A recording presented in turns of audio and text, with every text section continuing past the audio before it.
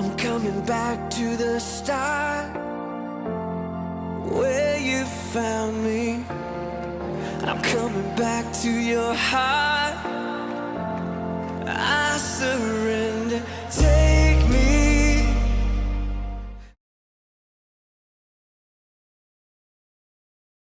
로마서 6장 17절과 18절 두 구절입니다. 두 구절 함께 한 목소리로 읽도록 하겠습니다. 17절과 18절입니다. 시작. 하나님께 감사하리로다. 너희가 본래 죄의 종이더니 너희에게 전하여 준 바 교훈의 본을 마음으로 순종하여 죄로부터 해방되어 의에게 종이 되었느니라. 아멘. 기도드리겠습니다. 존귀하신 주님께 늘 합당한 가장 큰 영광을 올려드리기를 원합니다. 하나님, 공동체로 부르심받은 우리가 한 마음으로 한 자리에 모여 주 앞에 올려드리는 이 예배를 기뻐 받아 주옵시고 하늘 문을 여사 마땅히 이 시간 우리에게 필요한 주님께서 부어주시기로 작정한 그 은혜를 남김없이 부어 주시옵소서.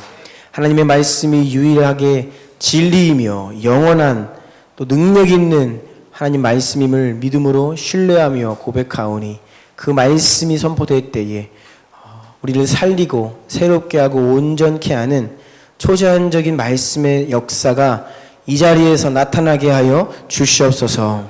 예수님 보혈로 각 사람의 심령을 덮습니다. 영적인 눈이 더 크게 뜨여지고 깨닫게 하시며 이해하게 하시고 아멘하며 마음을 다해 순복하고 따르는 은혜를 허락하여 주시옵소서.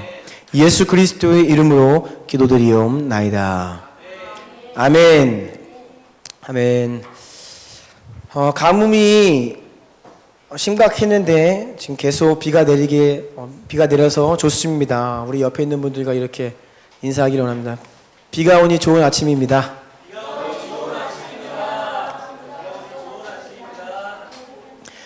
비가 내리면 좀 외출하기가 번거롭기도 하고 신발도 젖고 그렇지만 그래도 참 기다려온 좋은 소식입니다. 메마른 땅을 적시는 빗줄기처럼 이 시간도 주님께서 허락하시는 말씀의 은혜가 여러분 모두의 영혼과 심령 마음 가운데 충만히 부어지기를 축복합니다. 지난주 설교 말씀을 듣고 결단해서 새벽을 깨우는 분들이 여기저기에 많다는 소식이 들려와서 제가 참 감사한 한 주였습니다. 터키팀이 수요일날 새벽에 모여서 함께 기도로 하루를 시작하니까 너무나 힘이 되고요. 우리 교회가 2017년 계속해서 이 말씀과 기도, 이 코람데오 운동을 하고 있고 또 특별히 하루의 첫 시간인 새벽을 주님께 드리는 새벽 운동을 하고 있는데 여러분 이 코람데오 운동, 새벽 운동 조금 잠깐 하고 끝날 것이 아니라 주님 오시는 그날까지 여러분 평생의 삶 가운데 계속되기를 축복합니다.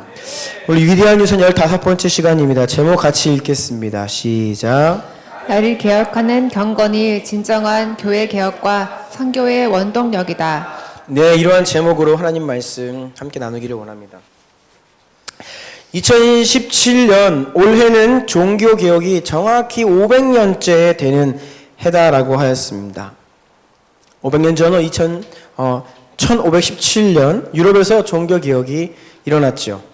마틴 루터가 당시 로마 카톨릭 교회의 부패와 타락을 비판하는 95개의 항목을 그 반박문을 독일 비텐베르크 한 성당의 문에 붙이면서 시작되었습니다. 그런데 여러분 본래 마틴 루터는 이렇게 큰 개혁을 하려고 붙인 것은 아니었습니다. 그 처음 붙은 95개조의 반박문을 보면 모든 사람들이 이해할 수 있는 독일어가 아니라 라틴어로 써서 붙여놨어요. 이 말은 오고 가는 성도들, 평민들이 그것을 이해하기가 어려워요. 이걸 통해서 혁명을 이루겠다, 종교 개혁을 하겠다 이런 뜻보다는 당시의 신학자들, 교회의 사제들과 루터가 진지하게 대화하고 싶다라고 하는 사실 그런 표현이었습니다. 그런데 이것이 당시에 개발된 이 인쇄술과 더불어서 이 폭발적으로 번역되고 퍼지기 시작하면서 감당할 수 없는 종교 개혁의 흐름으로 이어지게 되었죠.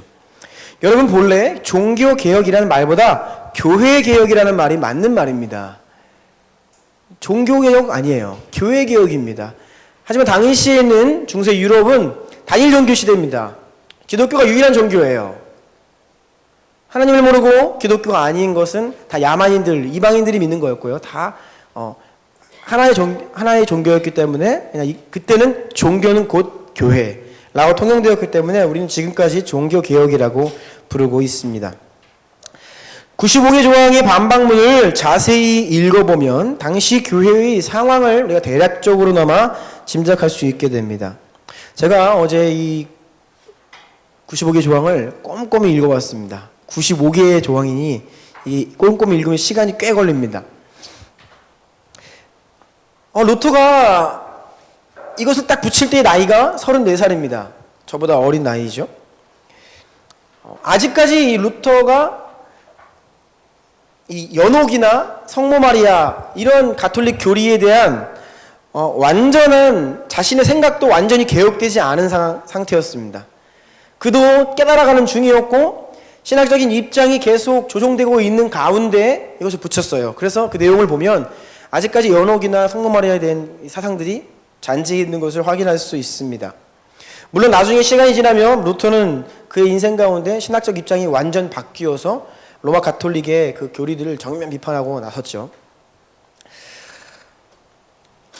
종교개혁을 촉발시킨 근본적인 원인들 몇 가지를 꼽으자면 그 중에 한 가지는 바로 가장 큰 원인은 면죄부였습니다. 가톨릭 교리에 천국과 지옥 사이에 연옥이라는 교리가 있습니다. 연옥. 지옥은 면했는데요. 천국에 직행하기에는 조금 모자란 사람들. 그러니까 믿는다고는 하지만 나쁜 짓도 많이 하고 아직 회개를 좀 덜 해서 천국으로 바로 가기에는 아직 깨끗하지가 않다라고 하는 조금 어정쩡한 사람들이 연옥에 가서 그 죄값을 좀 치르고 고난받고 연단받고 정결케 된 이후에 천국에 간다라고 하는 가톨릭 연옥 교리가 있는데요. 당연히 비성경적이죠. 그런데 면죄부가 생겨나게 된 계기는 1095년 1차 십자군 전쟁 이때부터 생겨납니다. 십자군 원정 잘 아시죠? 성지 회복을 위한 탈환한다는 그런 거룩한 이름을 걸고 하나님의 거룩한 전쟁이다라고 하면서 사람들이 이 아랍 땅으로 진격해서 수많은 사람 죽이고 약탈하고 이 기독교의 흑역사입니다. 흑역사. 이때 거룩한 전쟁에 참여하다가 죽으면 연옥 형벌이 탕감된다라는 증거로 면죄부를 발부하기 시작했습니다. 그리고 전쟁에 참여하지 못하는 사람은 헌금으로 그것을 대신할 수 있다.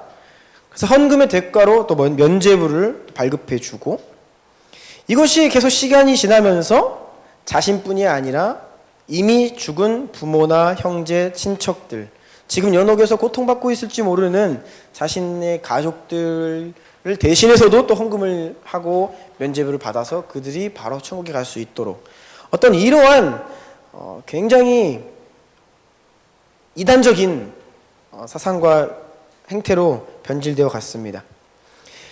그런데 이 일을 통해서 로마 교황청은 엄청난 돈을 축적하게 되었습니다. 당연히 절대 권력과 돈이 축적되자 교황청은 더 타락하기 시작했고요. 이 모아진 자금을 통해서 십자군 전쟁을 하는 그 돈으로 또 사용되었고 또 이 돈을 가지고 성 베드로 성당, 그 화려한 성당, 화려한 교회 건물들을 건축을 하는 데에 충당했습니다. 면죄부를 판 돈으로. 결국 종교개혁이 발발하여서 교리적 논쟁이 수면 위에 올라서 직접 논쟁을 하는데 이 교황청도 이것을 반박할 수 있는 근거들이 많이 없습니다. 이거는 뭐 신학적으로 들고 나오면 거의 변명할 수 없는 사안들입니다. 그래서 종교개혁이 한창이던 1567년에 교황 파이어스 5세가 그의 칙령으로 이 면죄부 제도를 폐지합니다. 그래서 여러분 지금 로마 카톨릭 역사를 보아도요, 그들도 이 종교개혁 자체가 자신들을 정화시키고 자신들을 조금 일정 부분이나마 더 개혁하는 데에 역할을 했다라고 평가를 해요. 순전히 나쁜 것으로 이야기하지 않습니다. 종교개혁, 여러분 개혁이란 교회가 좀 더 발전적으로 더 높은 곳을 향해 나아가는 그런 형태가 아닙니다. 개혁은 성경의 진리와 성경의 권위를 통해 원래 예수님이 말씀하신 교회의 모습, 초대교회의 사도들이 예수님을 순복함으로 처음 시작했던 그 교회의 본래의 그 본질적인 모습으로 회복하자라는 회복운동이었습니다. 이것이 바로 종교개혁입니다. 종교개혁자들의 신학사상은 오직 다섯 가지로 요약되죠. 같이 읽어볼까요? 시작. 오직 성경, 오직 그리스도, 오직 은혜, 오직 믿음, 오직 주님께 영광. 이것이 5가지 오직, 회복된 오직 교리들입니다. 성경만이 유일한 진리다, 유일한 권위다. 사람이 성경을 대신할 수 없고 성경이 아닌 것을 가지고 진리라고 이야기할 수 없다라고 가장 기본적인 오직 성경이라는 교리를 회복시켜 놓았습니다. 그리고 오직 예수 그리스도의 십자가, 그 은혜를 믿음으로 말미암아 우리가 구원을 얻기 때문에 우리의 공로가 없고 우리에게 영광이 들어올 것이 없고 오직 모든 영광은 예수 그리스도께로만 올려져야 합니다라는 핵심적인 5가지 오직 교리가 회복되었습니다. 물론 종교개혁을 통하여서 루터, 칼빈을 비롯한 위대한 개혁자들을 통해 교리가 회복되었고 무지했던 시대의 어둠 가운데 참된 빛에 온전한 계시가 비치면서 교회가 많은 회복을 맛보았죠. 하지만 시간이 지나면서 종교개혁은 교파 간의 치열한 교리 논쟁으로 계속되었고 또 이 일들로 인하여 수많은 종교 전쟁이 유럽 땅에 발발하게 되었습니다. 여러분, 신앙 논쟁이 계속되고 전쟁이 일어나니까 종교개혁을 통해 지식이 개혁되고 교리가 개혁되고 믿음이 개혁되어 성도들의 삶이 더 온전해지고 기쁨과 소망이 회복되고 교회 가운데 성령의 임재가 회복되어야 했음에도 불구하고 다른 논쟁들과 전쟁들 때문에 성도들의 삶은 피폐해지고 오히려 신앙이 더 이전 못지않게 화석화되는 결과를 낳고 말았습니다. 대표적으로 종교개혁이 시작된 지 100년 후 독일에서는 30년 전쟁이 시작되었습니다. 제가 위대한 유산 첫 번째 시간에 이 경건주의 운동의 발생 배경에 대해 설명드리며 당시에 조금 설명드린 기억이 있는데요. 100년 동안 싸웠습니다. 교리 논쟁. 그런데 이 교리 논쟁이 너무 지식적이고 사변적이고 철학적인 논쟁까지 번졌어요. 성찬을 하는데 그 성찬이 과연 무슨 의미이냐? 이것이 성찬을 할 때 예수 그리스도의 정말 살과 피로 바뀐다. 아니다. 영적으로 주님이 임재하시는 것이다. 아니다. 그것은 상징이다. 이런 거 가지고 싸웠다는 겁니다. 그러면서 전쟁이 발발하고 당시 독일 지역의 인구가 거의 3분의 1 수준으로 줄 만큼 3분의 2가 다 죽었어요. 전쟁 때문에. 30년을 죽였습니다. 서로. 산업이 다 무너져가지고 사람들이 극심한 빈곤, 또 전염병, 약탈과 범죄가 만연하였고요. 교리가 개혁되었는데 독일 땅에 도덕적으로 처참한 수준으로 떨어지고 성도들의 삶은 더 이상 교리가 중요한 게 아니에요. 구교, 신교 중요한 게 아니라 우리 나 죽겠다 하면서 이러한 수준이 되어버렸다는 것이죠. 이것이 종교개혁 후 100년 후 독일의 모습이었습니다. 이러한 배경 속에서 시작된 운동이 바로 독일 경건운동, 경건주의 운동이었습니다. 개혁이 교리 수준에서 지식 수준에서 머물러서는 안 되고 지식이 바뀌고 교리가 바뀌면 뭐 하는가? 우리의 삶이 바뀌고 인생이 바뀌어야 한다. 그 교리가 아무리 성경적이고 우리가 온전한 성경적 지식을 가졌다고 하여도 내 삶을 개혁하는 것으로 역사하지 않으면 그것은 아무 쓸모없다 라고 하며 경건주의 운동이 일어난 것입니다. 실제로 청교도들은 그런 말들을 많이 했습니다. 개혁신앙, 즉 가톨릭의 잘못된 교리를 비판하며 성경적이라 자부하는 개혁신학의 그런 교리를 가진 채 지옥으로 향하는 자들이 많다. 이 시대에. 사변적으로만, 머리로만, 이성적으로만 개혁한다는 것이죠. 그래서 경건주의 운동, 경건운동은 종교개혁의 연장선이었습니다. 단순한 교리나 교회 제도나 예배 형식이 바뀐 것이 아니라 그리스도인의 삶 전체와 교회 전반의 회복과 부흥으로 이어져야 한다라고 하는 이 경건주의 운동. 그래서 이것이 여러분 종교개혁이 진정한 개혁으로 이어지고 이것이 정말로 나라와 대륙을 흔드는 큰 대부흥으로 열매 맺기까지는 거의 200년의 시간이 걸렸습니다. 1700년대에 이르러서야 대각성, 대부흥 운동이 전 대륙을 뒤덮습니다. 지금 종교개혁을 500주년 맞이하는 한국교회와 전세계 교회는 다시 한번 우리에게 제2의 종교개혁이 필요하다라고 우리 스스로도 말하고 믿지 않는 자들도 교회를 향하여서 너희에게는 다시 한번 종교개혁이 필요하다라고 이야기하고 있습니다. 5가지의 오직 믿음, 신앙이 회복되었음에도 불구하고 잘못된 성경 가르침이 강단에 난무합니다. 그리고 오직 성경, 이 첫 번째 절대 가치인데요. 요즘 오직 성경 이거 부인하는 사람 한 명도 없죠. 그런데 오직 성경이라고 말하면서 성경의 무오성, 성경을 해석하고 성경을 바라보는 입장이 달라지고 있어요. 그것을 그대로 고지고대로 하나님 원래 의도하신 대로 이해하지 않는 것입니다. 동성애를 옹호하는 사람들도 보면요, 그런 동성애 관련 하나님께서 동성애를 증오하시고 이것은 죄라고 분명히 명백히 말씀하신 구절들을 당시에 문화가 어땠고 당시에 상황이 어땠고 그래서 이 말씀이 이렇게 번역이 되면 안 되고 이렇게 해서 자기는 성경을 믿지만 본래 성경이 그렇게 이야기한 것이 아니다, 이 해석을 가지고 이렇게 교묘하게 사실상 성경을 부인하는 것과 다름없는 형태의 조류들이 많아지고 있습니다. 그리고 우리에게 이 5가지 위대한 성경적 교리가 회복되었음에도 불구하고 오늘날 교회는 심각하게 타락해 있습니다. 로마 교황청 어쩌면 그 이상으로 돈을 좋아하게 되었습니다. 오늘날에도 교회들이 거룩한 이름을 포장하여서 성도들의 주머니를 탈취하는 일들이 공공연하게 많이 있습니다. 저도 많이 보아왔습니다. 그것을 양심의 거리낌 없이 말하는 분들도 많이 보아왔습니다. 부끄러운 이야기이지만 한국교회 유명한 부흥 강사들이 사례비를 책정할 때에 이건 정말 치욕스러운 일입니다.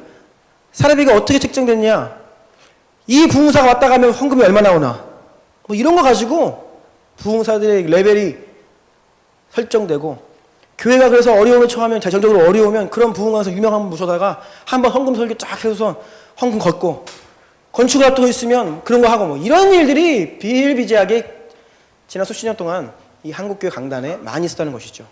뭐가 다릅니까? 교황청이랑? 성 베드로 성당 짓기 위해서 또 이슬람의 그 십자군 전쟁이 거룩한 전쟁이라고 이야기하면서 성도들의 헌금을 받아 면제부를 팔았던 것과 무엇이 다릅니까? 교리는 개혁되어 있을지 모르고 우리는 그래 개신교는 가톨릭이랑 달라 라고 이야기하고 있는지는 모르지만 지금 세상은 가톨릭보다 개신교회가 더 타락했다라고 이야기하고 있습니다.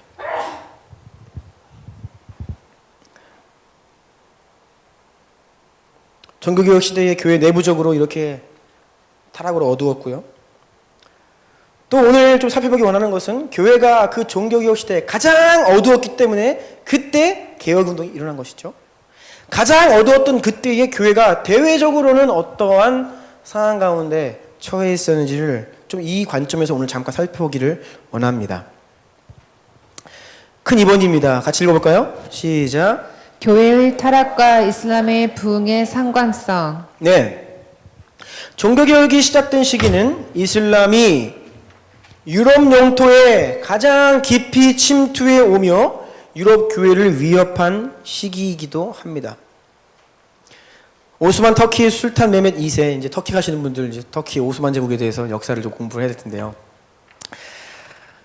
1453년, 그러니까 종교개혁이 일어나기 한 반세기 전이죠. 이때 고대 로마의 수도였던 콘스탄티노플이 위대한 도시였습니다. 니케아, 우리 사도신경이 거기서 그 도시에서 정해졌고요.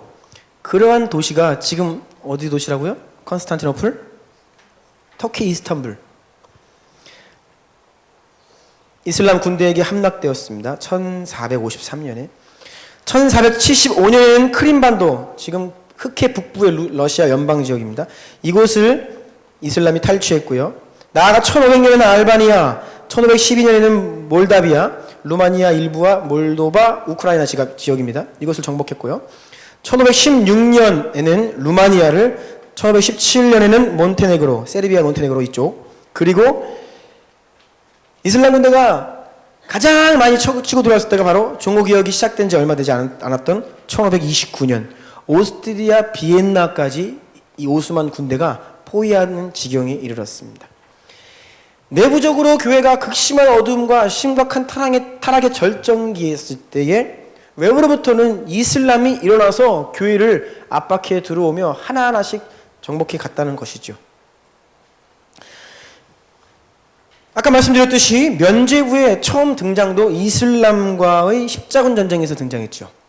이 기독교 타락과 이슬람의 부흥은 굉장히 깊은 연관성이 있습니다. 사실 이슬람은 시작부터 기독교와 깊은 연관성이 있습니다. 이슬람교는 기독교인들이 중동과 북아프리카의 토착인들을 압제함으로 그 결과 태어난 종교입니다.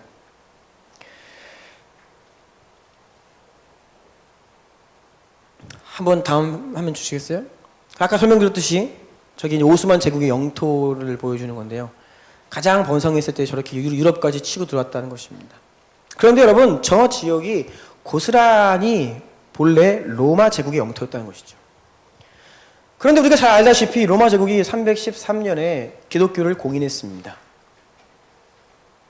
이들이 북아프리카 일대와 아랍 지방 중동 식민지 삼아 그 땅을 빼앗고 군인들에게, 혁혁한 공을 세운 군인들에게 땅을 선물로 다 전쟁 후에 공로로 다 배분했어요. 그래서 로마의 이 장군들이 지주 역할을 하게 되었고, 현지인들은, 토착인들은 다 소장농으로 전락해서 열심히 일을 해도 소득의 추수의 대부분을 떼임당하는 그런 극심한 가난 가운데 수백 년 동안 압제당하며 살았다는 것입니다. 그런데 기독교가 로마가 기독교를 공인한 이후에도 이러한 상황들은 바뀌지 않았다는 거예요.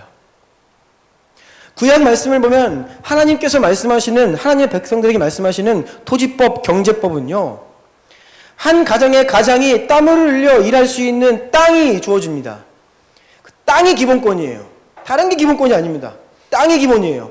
그리고 그 땅에서 땀 흘려 일을 하고 그 수확을 가지고 한 가정이 살아갈 수 있는. 그래서 이스라엘의 가장 평온할 때에 각기 자신의 포도나무, 무화과나무 밑에서 안전하게 살았다. 이것이 평온했던 시기의 의미입니다. 그런데 바알법, 즉 이방, 돈을 좋아하는 탐욕스러운 경제법은 소수의 사람들이 계속해서 가옥을, 전토를 늘려가며 거대한 땅을 소유하고 대부분의 사람들은, 평민들은 소장농으로 전락하게 하는, 이것이 이제 바알법, 세상 경제법인데, 로마가 그런 바알법으로 이 북아프리카와 아랍 일대를 압박했는데요. 기독교가 공인된 이후에도 이 땅을 돌려주지 않고 계속해서 압박했다는 것이죠.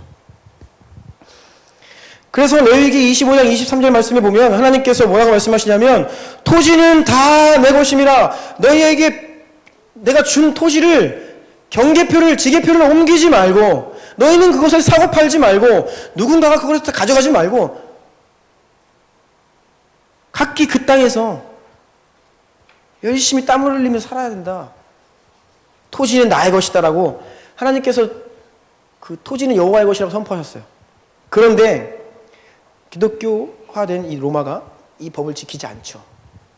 그러자 이 모하메드가 어떤 캐치프레이즈를 걸고 이슬람교를 일으키냐면, 땅은 여호와의 것이 아니라 알라의 것이다 라고 선포하며 일어난, 어떻게 보면 혁명과도 같은 종교였습니다. 그래서 여러분, 이 일대가 순식간에 민심이 일로 돌이켜서 기독교 지역이었던 이곳이 철저히 무너지고 이슬람에게 통째로 넘어가게 된 계기가 되었습니다.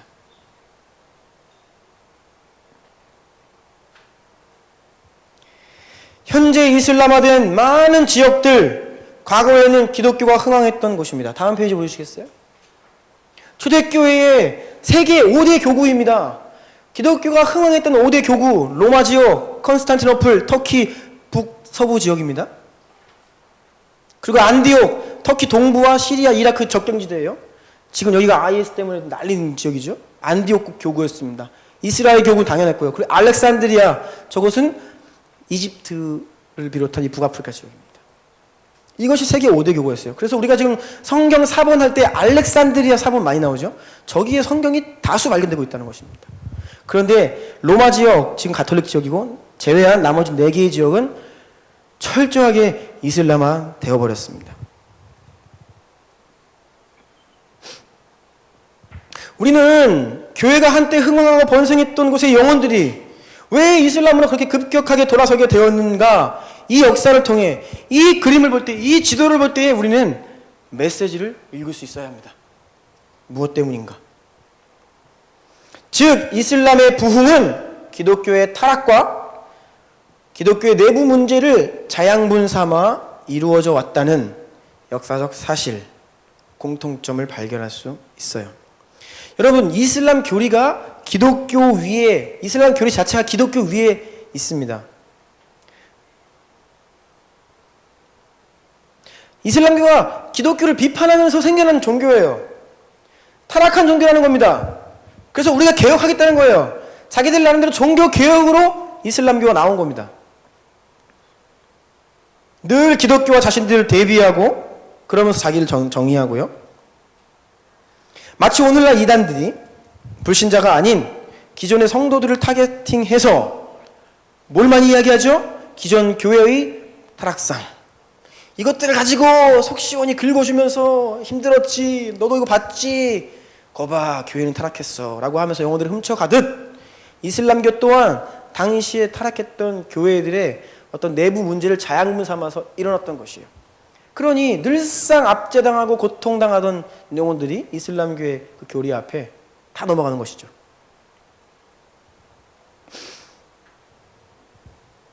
교회가 본연의 모습과 또한 선교적 사명을 잃고 타락해서 신앙을 하나님의 영광을 위한 것이 아닌 나 자신을 위한 도구로 전락시킬 때 이슬람이 일어났습니다.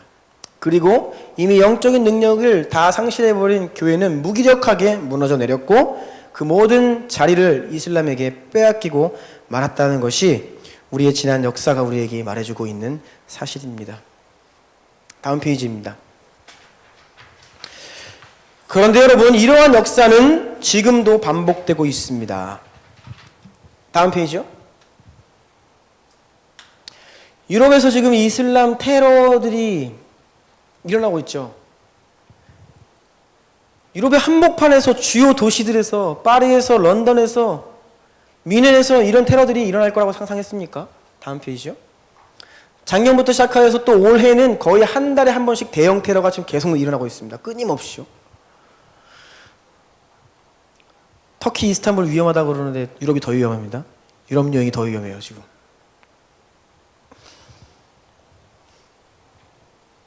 이게 무엇을 이야기할까요? 종교개혁이 일어났던 독일, 기독교 국가를 자청하던 유럽 모든 대륙에서 지금 급증하고 있는 테러, 이슬람이 밀고 들어가고 있는데 이것은 무엇을 이야기할까요? 종교개혁 시대와 마찬가지입니다. 교회가 타락하고 하나님을 잊고 떠나면요, 하나님은 특별히 많은 것들 가운데 이슬람이라는 외부의 채찍을 드셔서 교회를 경고하시고 교회 깨끗게 하시기 위해서 하나님이 채찍질을 하시려고 이슬람을 일으키시는 겁니다. 한국교회도 지금 다가오고 있는 이슬람의 위험과 심각성을 뒤늦게나마 인식해서 대책 마련에 고심을 하고 있습니다. 작년까지는 안 그랬는데 올해 들어서 총회에서 저에게 문자가 뭐 한 달에 한 번 이상씩 옵니다. 어느 지역에서, 이 부천 지역에서 총회 주간 이슬람 대책 세미나가 있으니 교회마다 한 명씩 대표자를 꼭 보내주셔서 교회마다 이 대책을 마련하십시오. 함께 해주십시오. 큰일 났습니다. 이러한 문자가 작년까지만 해도 많이 안 왔어요. 그런데 올해 들어서 저한테 계속 와요. 총회에서.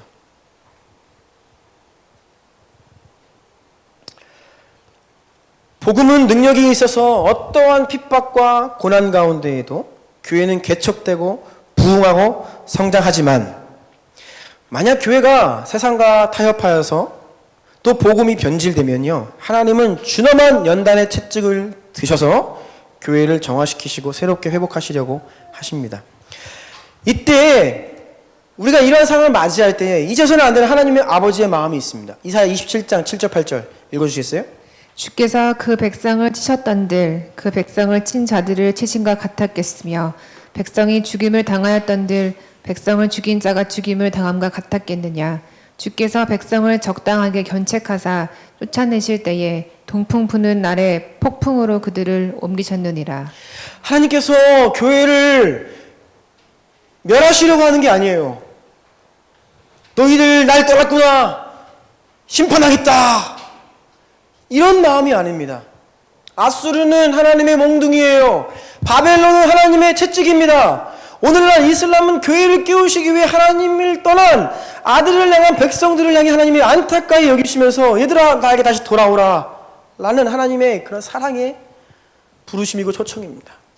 이런 마음을 가지지 않고 오늘날의 현상들을 보면 우린 두려움, 어떻게 해야 될까? 그리고 반이슬람주의로 가는 거예요. 이슬람 포비아, 이슬람을 혐오하고 이런 식으로 가요. 여러분, 우리가 타락해서 하나님이 허락하신 환경입니다. 우리의 주요 싸움은요, 우리의 적은요, 이슬람이 아니에요. 우리의 타락한 모습, 우리 안에 변질된 모습이 우리가 지금 회개하고 돌이켜야 되고, 그것이 우리의 적이죠. 하나님께서 몽둥이로 채찍으로 드신 이슬람이 우리의 주요 적은 아니라는 것입니다. 물론 이슬람을 그냥 바라보자 이러는 것은 아닙니다. 지혜롭게 잘 대처해야 될 필요가 있지만 주적이 이슬람이 아니에요. 저는 그래서 오래전부터 또 북한을 바라보는 입장, 이슬람을 바라보는 입장, 너무 북한을 향해 대적하고 이슬람을 향해 대적하는 어떤 이런 것에 불편함을 많이 느꼈어요. 여러분, 우리가 타락해서 하나님이 그런 일들을 통해 우리를 회개하라 하시니까 그 상황을 이기는 힘은요, 우리 스스로 정결해지고 성경적 교회로 돌아가고 성도의 본분을 다하고 교회가 교회에 다워지는 것이 해결책이지, 뭐 이슬람을 물러가라 뭐 이런 방법은 아니라는 것입니다. 이사야 27장 이 말씀, 하나님을 모르던 백성을 심판하시듯 우리를 하시려는 게 아니에요. 견책하사 다시 우리가 살아나기를 원하시는 마음으로 이런 상황 허락하십니다. 그래서 여러분, 유럽에서 막 테러 일어나는 거 보면서 야, 유럽 다 망해간다, 이슬람 정복돼 가네, 끝났네, 이건 아닙니다. 여러분, 하나님은 다시 한번 유럽 교회를 깨우고 계신 거예요. 하나님은 유럽 교회와의 오랜, 우리와 비교할 수 없는, 우리 130년 150년밖에 안 되는 주님과의 그 추억이 있는 한국 교회인데, 유럽은요 여러분 2000년 역사가 있습니다.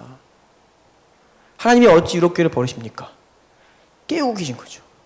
이러한 마음으로 우리가 유럽을 위해 중보하고, 그 땅에 남은 자들이 있어요. 다수는 지금 하나님을 등지고 떠났지만 그 땅에 남은 자들, 소수의 신실한 자들이 있습니다. 그들을 통해 다시 영국에, 독일 땅에, 이 북유럽, 이 복지 번영 때문에 하나님을 잊고 있는 이 땅에 다시 한번 회개운동이 일어나고 주님께로 돌아오기를 위해서 우리는 기도해야 합니다. 3. 경건으로 시작되는 교회 개혁과 선교. 여러분, 진정한 교회 개혁은, 종교 개혁은 지식과 교리에 머물지 않습니다. 물론 우리가 조심해야 합니다. 결국 여러분, 너무 지식을 강조하던 시대, 지성주의가 강하게 역사하면요, 반대로 뭐가 나오냐? 지식은 별로 중요한 게 아니야, 삶이 중요하지, 그러면서 또 막 행함을 강조하다가 지식을, 교리를 또 떠나요. 이게 역사의 좌우의 극단입니다. 지식은 가장 중요한 것입니다. 내 백성이 지식이 없어 방자히 행한다. 여러분, 지식이 없으면 필패, 반드시 타락하고 망합니다. 그러니까 지식은 가장 중요해요. 가장 우선적인 것이고 가장 중요한 것이 지식입니다. 그래서 우리는 지식을 멀리해서는 안 돼요. 반지성주의로 그러면 안 됩니다. 하지만 지성 안에 갇히는 게 문제죠.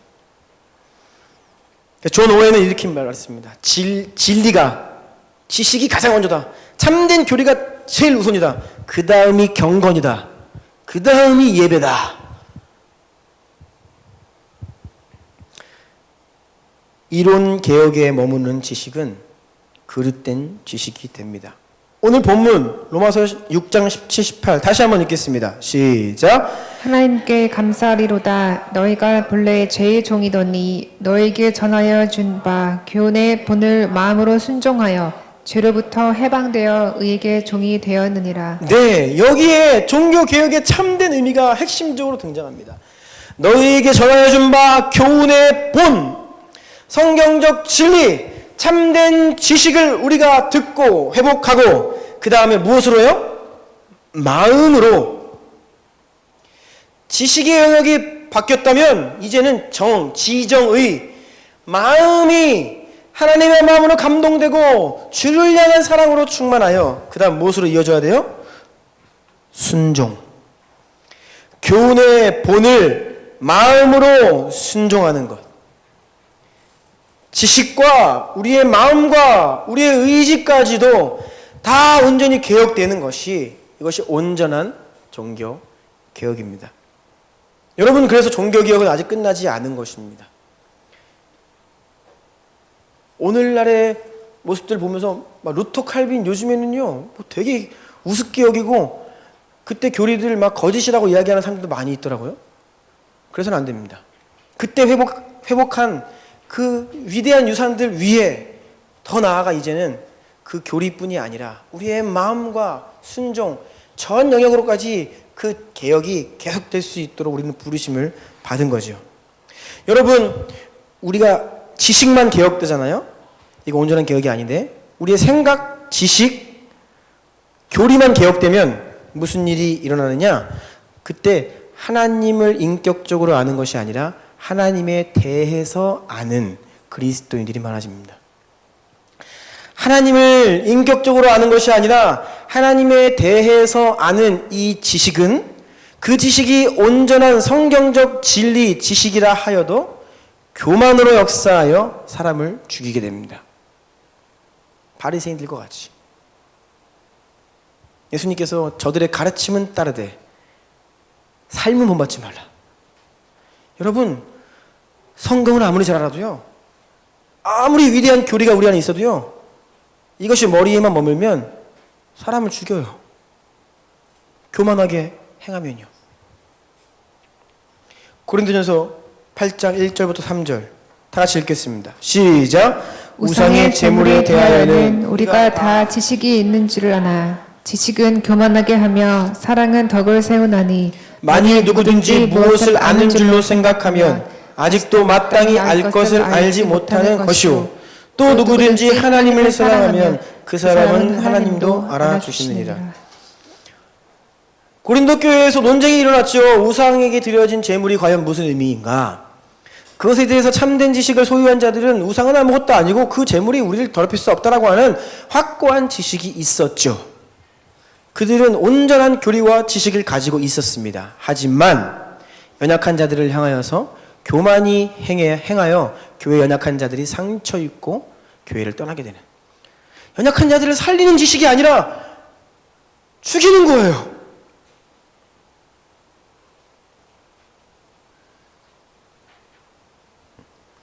지금 읽은 고린도전서 8장 1절부터 3절 말씀 읽을 때 조심해야 될 것들, 지식이 나쁘다는 것이 아닙니다. 지식을 반대하고 하나님의 사랑을 강조하는 게 아니에요. 진짜 지식은, 그릇된 지식이 아닌 참된 지식은 하나님의 사랑으로 역사한다고 지금 이야기하고 있는 것입니다. 여러분, 참된 지식, 하나님 사랑하는 것입니다. 하나님 사랑이 뭔가요? 나의 계명을 지키는 자라야 나를 사랑하는 자다.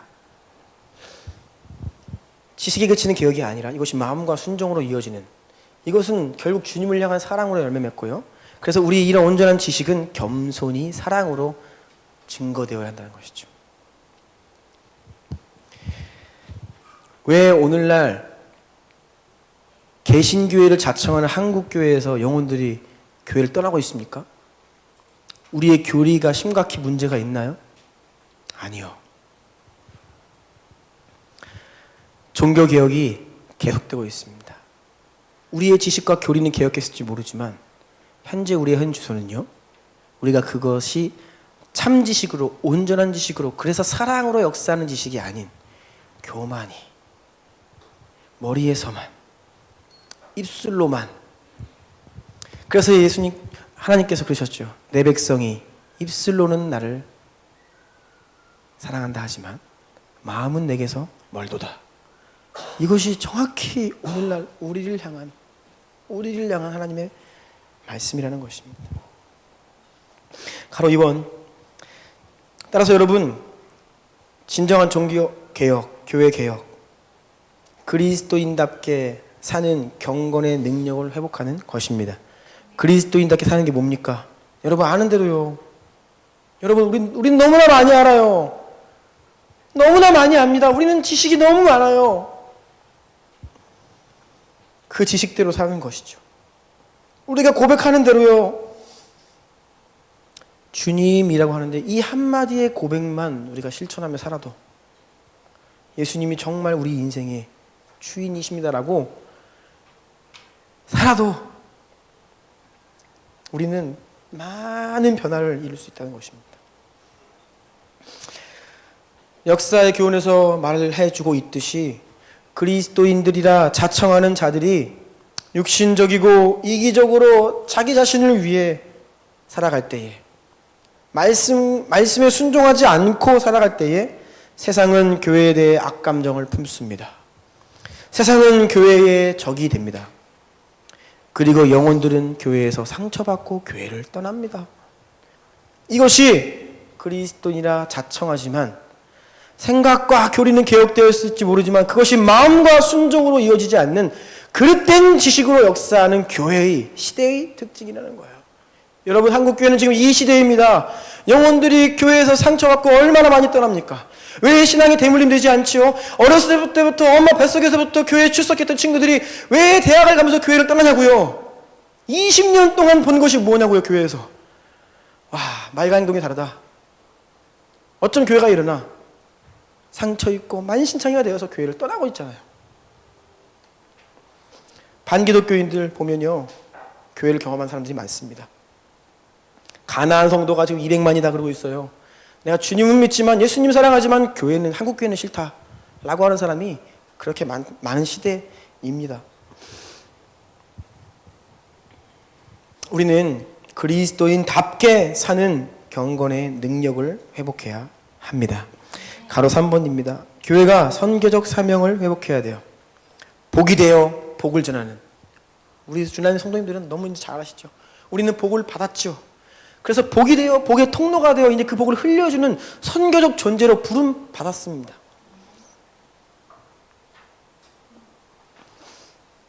그런데 타락한 교회의 특징은 복 달라 하고 나를 위해 달라달라 하고 나의 성공을 위해 주님은 필요하지만 그 복을 더 이상 흘려보내는 데는 큰 관심이 없다라는 것입니다.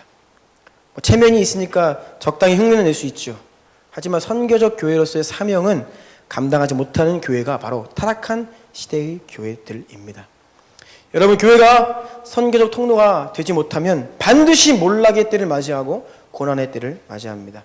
한번 따라해 보십시오. 우리가 가지 않으면 그들이 우리에게 온다. 이게 언제나 역사가 이야기했습니다. 우리가 안 가니까 오는 겁니다. 여러분, 이슬람 역사 1300년입니다. 1300년 동안 우리가 그들을 거의 선교하지 않았습니다. 선교의 아버지 윌리엄 캐리, 허드스 테일러, 이런 선교의 시대를 보아도요, 이슬람은 늘 제외였어요. 이슬람 선교가 우리에게 본격적으로 타겟팅된 것은 20세기 들어서입니다. 사무엘 쯔머라는 분이 이슬람 선교의 아버지입니다. 이슬람 선교의 첫 시작, 거의 아버지격이다라고 칭송받는 이분이 1900년대 초반 사람이에요. 이분이 1930년 당시 전 세계 이슬람권에서 사역하고 있는 선교사의 수를 파악해 보았더니 놀라지 마십시오. 당시 우리 조선 땅에 거쳐간 선교사님이 3,000명이 되는 시대입니다. 이 조그마한 한반도에 3,000명의 선교사님이 거쳐가던 그때에 전 세계 아랍 땅 무슬림들을 상대로 사역하고 계시던 선교사님은 단 28명. 이슬람이 번성하고 계속 세력을 넓혀가고 이들은요 20년 30년마다 그 수를 배가시켜 지금 자라고 있습니다. 얼마 걸리지 않아요. 그때의 교회는 이슬람을 십자군 전쟁 대상으로 보았고요, 타도할 대상으로 적으로만 봤지 그들을 사랑으로 돌아와야 할 이스마엘의 후손으로 보지 않았다는 거예요. 우리의 형제로 보지 않았다는 것입니다. 그래서 우리가 1300년 동안 그들을 방치하고 가지 않았기 때문에 지금은 이제 그들이 기독교 국가로 반대로 오고 있죠. 물론 이것이 우리에게는 큰 위기입니다. 하지만 하나님은 그렇게 온 그들에게 복음을 전하실 것입니다. 이것을 볼 수 있는 눈을 가진 교회가 선교적 교회예요. 여러분, 더 이상 우리가 그들을 우리에게 오는 것을 방지할 수 있는 때는 지났습니다. 그들은 계속 올 겁니다. 우리가 가지 않았기 때문에 이제는 복음을 들으러 온 그들을 우리가 환영하고 지혜롭게 복음의 능력으로 무장되어서 선교적 사명을 감당해야 하겠습니다. 말씀 마무리하려고 합니다. 계속되고 있는 종교개혁, 또 온전한 선교적 통로가 되기 위한 능력은 교회가 교회다워지고 성도가 성도다워지는 것입니다. 다른 게 아니죠. 교회가 교회다워지고 성도가 성도다워지는 것, 그것이 바로 이미 우리에게 개혁된 교리가 경건을 통해 우리의 삶 가운데 녹아들고 우리가 주님을 순복하며 따르는 이러한 우리 전체를 개혁하는 계속되는 종교개혁을 통해 하나님께서는 이 일을 하실 것이라는 것입니다. 개혁된 교회는 항상 개혁되어야 한다. 종교개혁자들이 늘상 하던 말입니다. 여러분, 종교개혁 500년 전에 있었던 일이 아닙니다. 한 번 개혁을 경험한 교회는 주님 오시는 그날까지 계속해서 자신을 개혁하고 회개하고 돌이켜야 한다는 말이죠. 종교개혁은 끝나는 것이 아닙니다. 지금도 계속되고 있습니다. 함께 기도하겠습니다.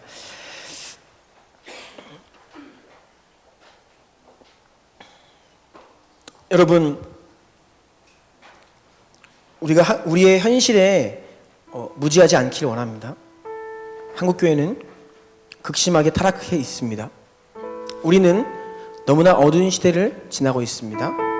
그래서 이 150년 동안 급격히 부흥했던 한국교회가 최근 15년 동안에 반토막 났습니다. 이렇게 빨리 부흥한 교회도 전 세계 역사상 없거니와 이렇게 빨리 쇠퇴하고 있는 교회도 전 세계 역사상 없습니다. 무엇일까요? 하나님께서는 우리에게 은혜를 주시고 역대 대통령들 보면 장로님도 몇 분 계시고 대학 총장이 80%가 기독교인이고 어떻게 보면 우리가 그토록 구했던 하나님 세상의 높은 자리들을 우리에게 주십시오. 그러면 우리가 그 영향력을 가지고 이 나라를, 이 세상을 주님 뜻대로 섬기고 싶습니다 라고 했던 것처럼 하나님은 우리에게 많은 기회를 주시고 기득권을 다 허락해 주셨는데 그리스도인이라 자청하는 자들이 이기적이고 육신적으로 선교적 사명을 감당치 못하고 여전히 주님 때문에 잘됐습니다라는 이러한 간증이 주류를 이루고 있는 한국교회 강단을 보면서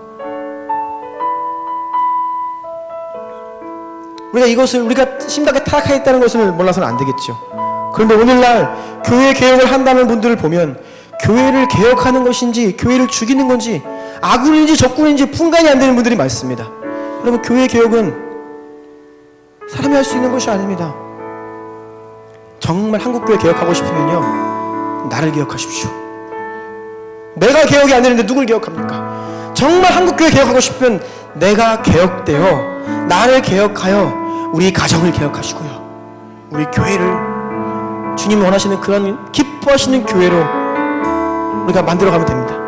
이것이 교회 개혁입니다. 그리고 우리에게 주어진 선교적 사명을 감당할 수 있도록 주여, 우리가 그거 하고 싶습니다. 우리를 살려주십시오.